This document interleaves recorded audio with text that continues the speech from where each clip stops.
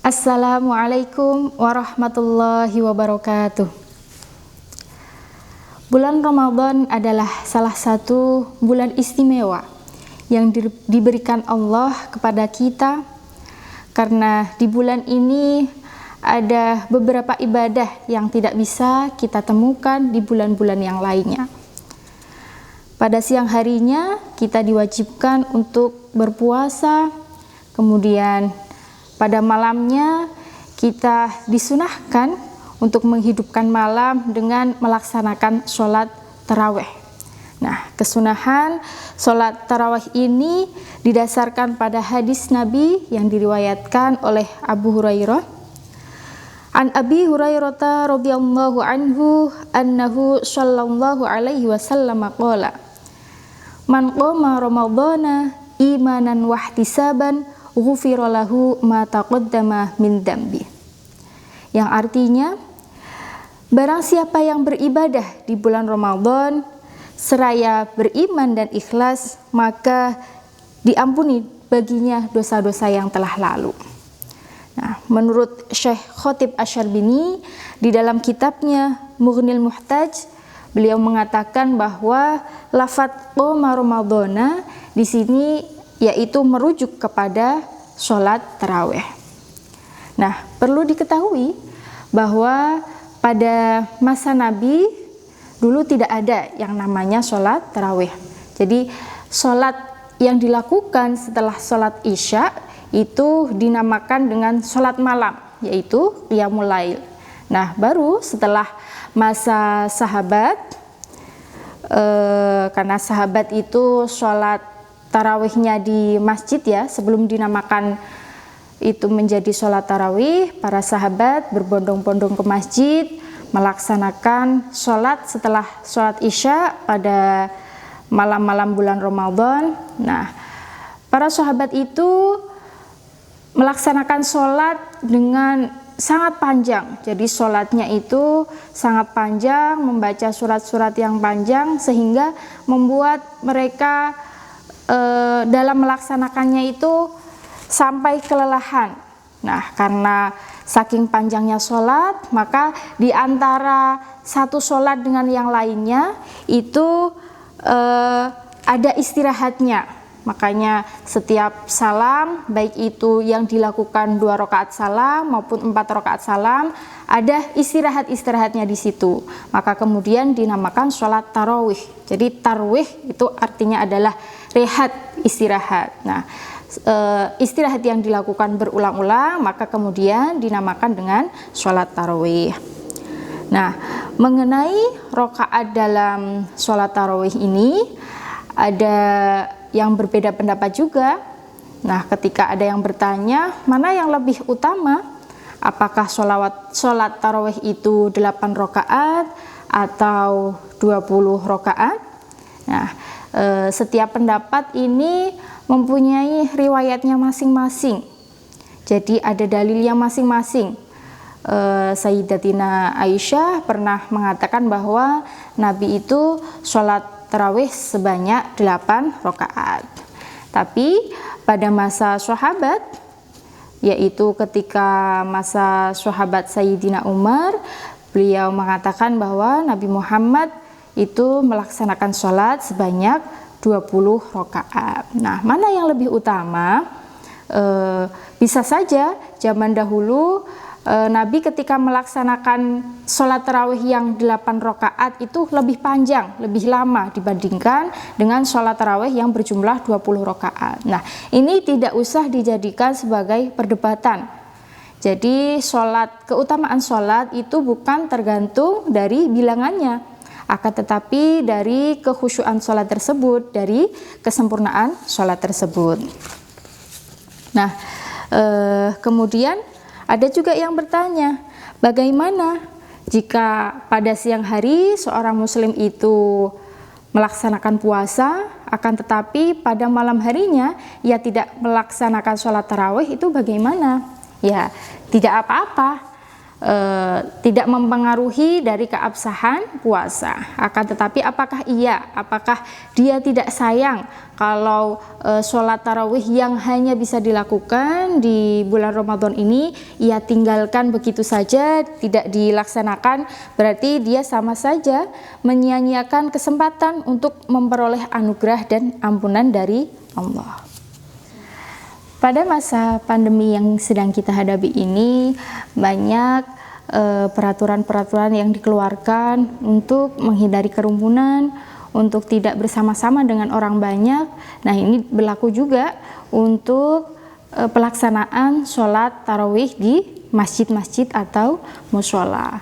Nah, ketika ada yang ngeyel ya, tidak mau mengikuti himbauan atau peraturan yang telah dikeluarkan, baik itu dari pemerintah maupun dari pihak-pihak yang berwenang setempat, perlu diketahui bahwa pada zaman Nabi Muhammad pun, itu Nabi Muhammad tidak selalu sholat berjamaah di masjid.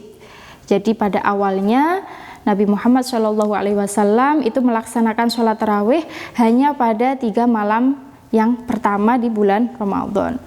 Berdasarkan hadis Nabi yang diriwayatkan oleh Imam Bukhari, warawal Bukhariyu anna Rasulullah SAW kharaja lailatan min Ramadan fashalla fil masjid.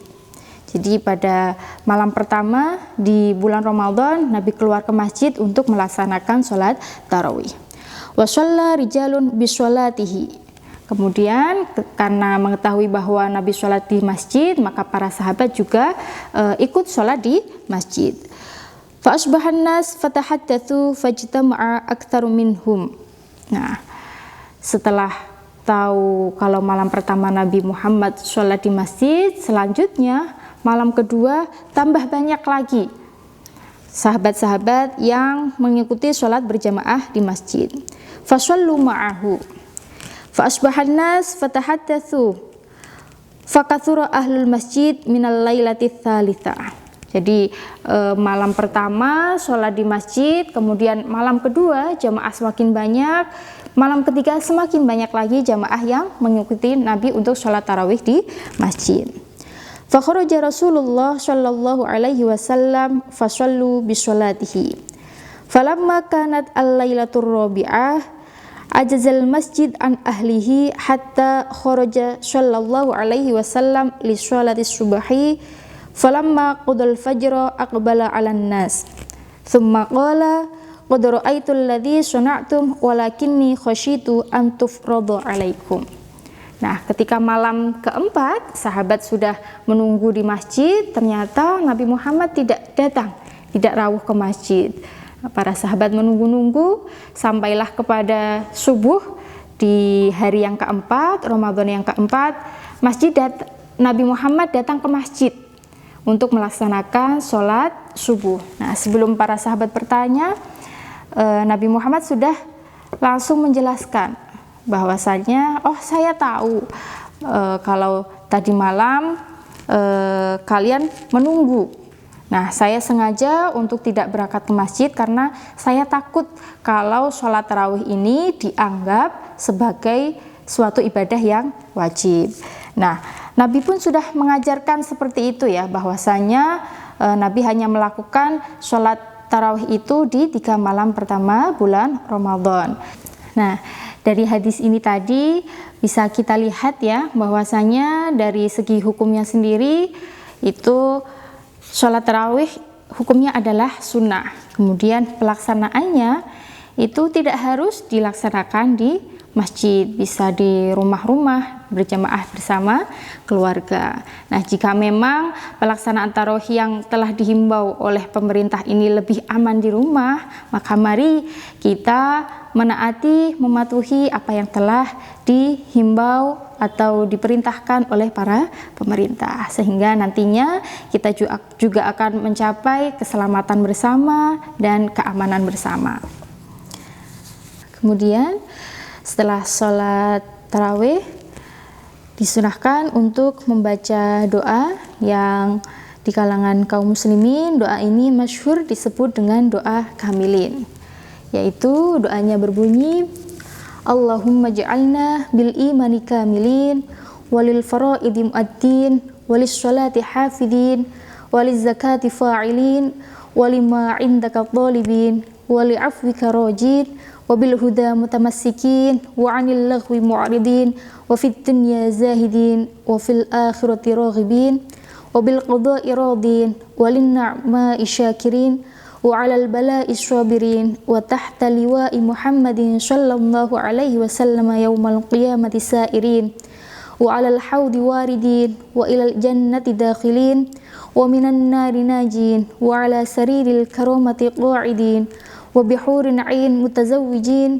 wa min sundusin wa istabraqin wa dibajin mutalabbisin wa min ta'amil jannati akilin wa min labanin wa 'asalin musaffan syaribin bi akwabin wa abariq wa ka'sin min ma'in ma'al ladzina an'amta 'alaihim minan nabiyyin wasyiddiqin wasyuhada'i wasyalihin wa hasuna ulaika rafiqa dzalikal fadlu minallah wa kafa billahi 'alima.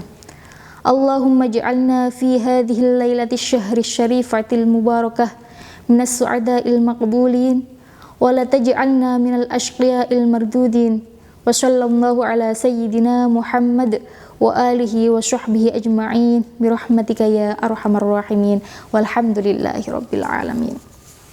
Nah, kenapa dinamakan dengan doa kamilin? Karena di redaksi awalnya itu ada kata-kata Allahumma ja'alna bil imani kamilin, yaitu doa supaya kita ini menjadi insan atau pribadi yang sempurna di dalam keimanan.